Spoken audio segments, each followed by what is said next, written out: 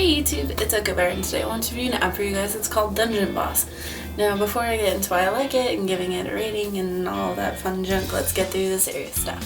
So Dungeon Boss is made by Big Fish Games Inc. Build a rich roster of heroes, upgrade their abilities, and charge your team against fierce enemy bosses in this gripping strategy RPG. Unlock a horde of goblin warriors, brain-eating skeletons, ninja assassins, and mythical beasts, all your allies for attack or defense.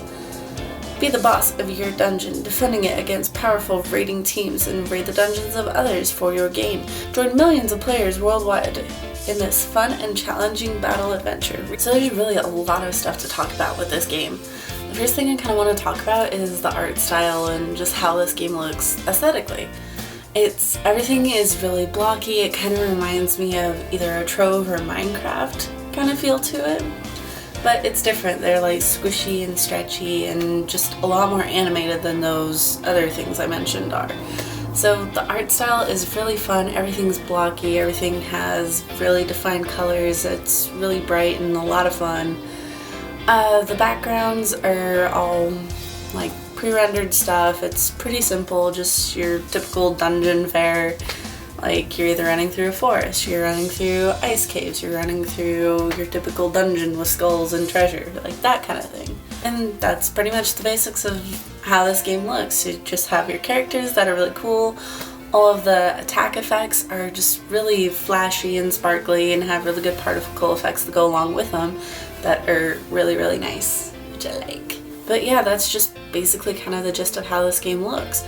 The rest of it comes into the gameplay. It's kind of like, it's almost kind of like a combination of battle mechanics between Pokemon and Final Fantasy.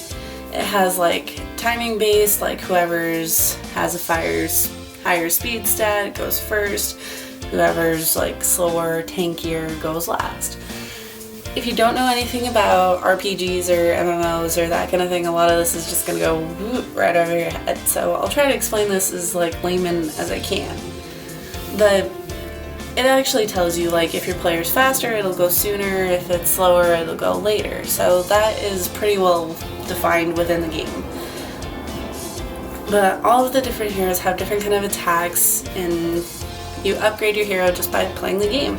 You go through, get potions, you can level them up to like your boss level, but the bosses you get you can upgrade through giving them potions to raise their EXP, to raise their level. You can also use the coins to upgrade their attacks and all of that stuff.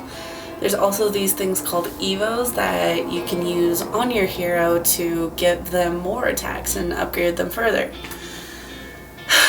That was a lot. That was a big mouthful, and that was a lot to say. But a lot of these things may seem complicated with me explaining them out of away from the game, out of context from the game. But if you go play it, like it pretty much walks you through all of these steps. So I'm just kind of giving you a feeling of how much you're gonna have to be doing, but the game actually explains it pretty well.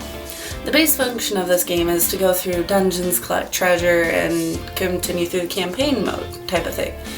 There's also like different more MMO based events and stuff, because there's the PvP, so player versus player, where like your big badass team can go fight against their big badass team, and if you beat them, you get their treasure. If you don't, they get moved up in the ranking.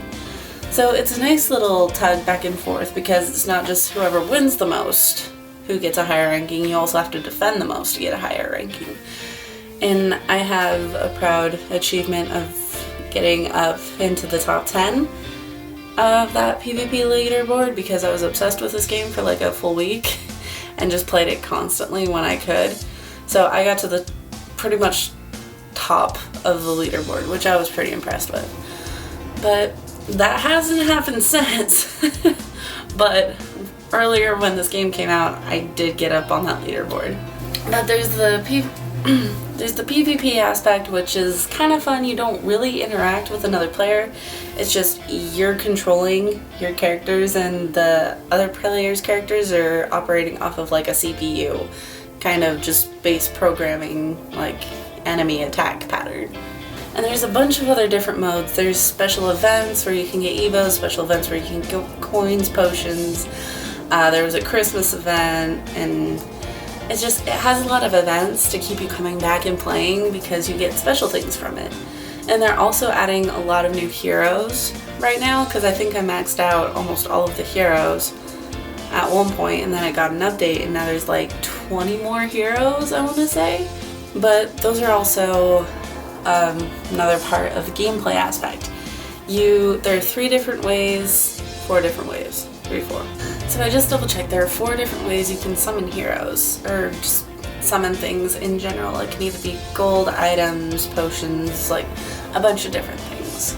There's the Great Summon, which is the one where you get free summons every day or multiple summons if you miss a day, and then after that it costs 10,000 coins.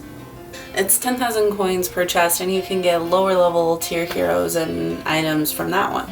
The one above that one is the Heroic Summon, which is much more common to get really badass heroes and getting a lot more like better items. It's just a tier up.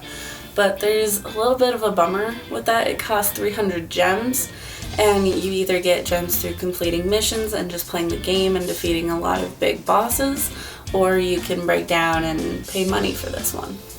The one above that, or to the side of that I guess, is the Honor Summon. You get honor scrolls through doing stuff for the guild, doing PvP, stuff like that. And that takes 500 scrolls. And that's about the same kind of tier as the Heroic Summon, but you can't pay for those, so you just gotta earn those. The last one is the VIP Summon, which I haven't gotten the VIP because I don't want to spend money, but it says here that powerful heroes and common items, hero or token guaranteed. So if you summon from that, it's almost guaranteed you'll get a new hero or a hero that you've already gotten, but getting more tokens to upgrade them.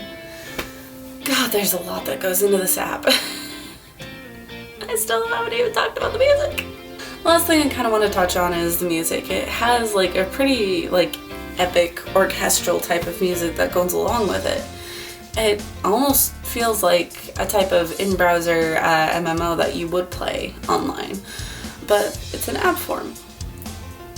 But yeah, there's tons of other stuff that MMOs have. There's like, you can have friends, there's a leaderboard, there's a guild, there's like an infinite power dungeon type of thing. There's just so much in this app. It's so like, it's just dense.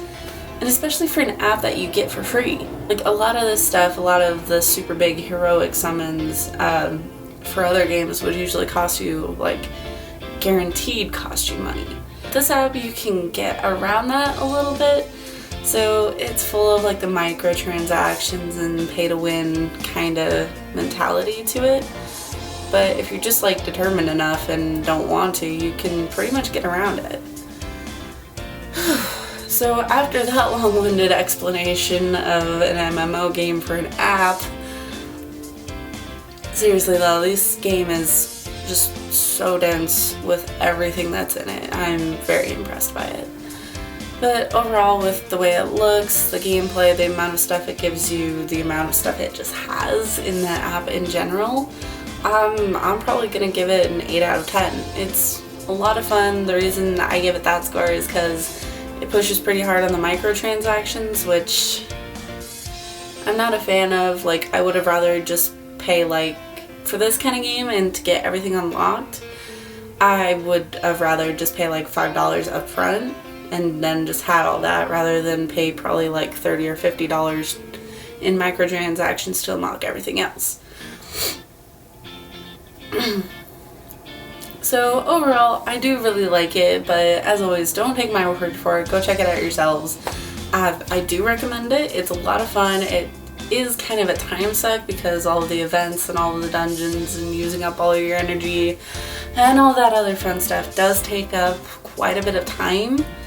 But other than that, it's really fun, so definitely go check it out. But thank you guys so much for watching. Make sure to like and comment down below, hit subscribe, and I'll see you guys all in the next video. Bye!